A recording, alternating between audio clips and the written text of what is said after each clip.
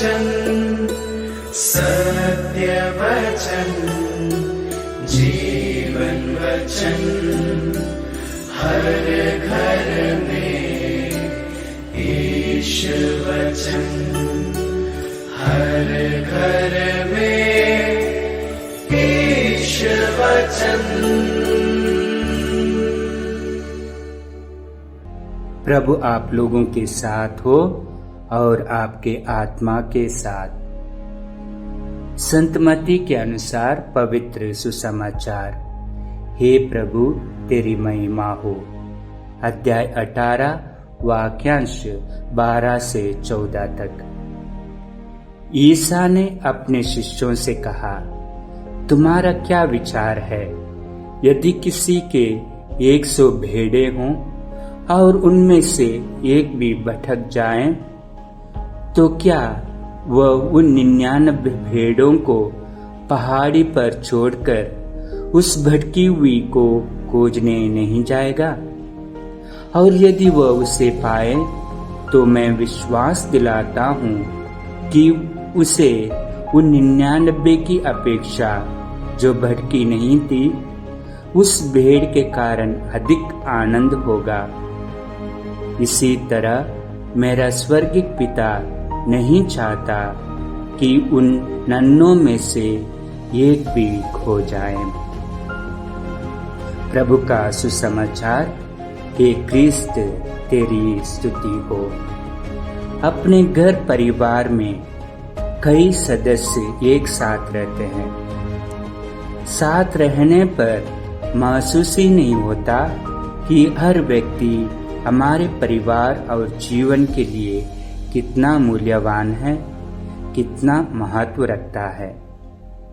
ना समझ में ही हो सकता है कि हम लड़ते झगड़ते रहते हैं, आपस में एक दूसरे को चिढ़ाते, ताने मारते हैं या दुर्व्यवहार करते हैं। लेकिन उनमें से एक यदि खो जाए तो चिंतित, दुखित, व्याकुल उठते हैं। प्यार उमड़ पड़ता है। दिन रात उसे खोजने में लग जाते हैं। मिल जाने पर हमारी खुशी की सीमा नहीं रहती। उसके नाम पर उत्सव मनाते हैं। स्वर्गीय परिवार में उसी प्रकार ईश्वर के लिए संसार का प्रत्येक व्यक्ति महत्व रखता है, मूल्यवान है।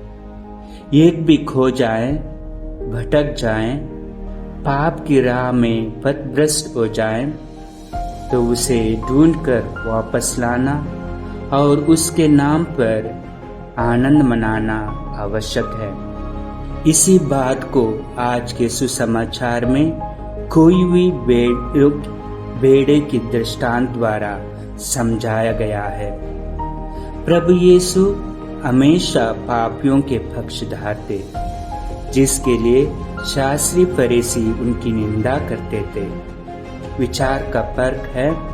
शास्त्रियों की दृष्टि में पापी एक घृणित व्यक्ति है। उस पर दया धर्म दिखाने की जरूरत नहीं। परंतु यीशु की दृष्टि में पापी मनुष्य भी ईश्वर की संतान है। उसे भी पश्चाताप द्वारा वापस लौटकर ईश्वर के राज्य में प्रवेश करने का हक है। वे कहते हैं, पाप से घृणा करो, पापी से नहीं। इसका मतलब यह नहीं कि यीशु मनुष्यों को और अधिक पाप करने के लिए प्रोत्साहन देते हैं। नहीं, बल्कि इसके द्वारा मानव गरिमा की पुष्टि करते हैं। ईश्वर के सुयोग्य पुत्र पुत्रियां बने रहने की शिक्षा देते हैं। इसका मूल उद्देश्य अपना तथा पिता के ईश्वर के प्रेम को प्रकट करना है। यदि हम पापियों से घृणा करें तो भी वह उन्हें प्यार करता है। यदि हम पाप में गिर जाएं, फिर भी वो हमें प्यार करता है और वापसी की बाट जोता है। इसका अर्थ है कि क्रिस्तीय धर्म में पाप के कारण निराशा के लिए जगह नहीं है। कितनी सांत्वना एवं खुशी की बात है। ईश्वर का प्रेम संसार भर के पापों से बढ़कर महान है। मसीह के शुभ संदेश का प्रचार तब तक करते रहें जब तक गुमशुदा लोग मिल ना जाएं। ईश्वर हमारी सहायता करें। आमीन।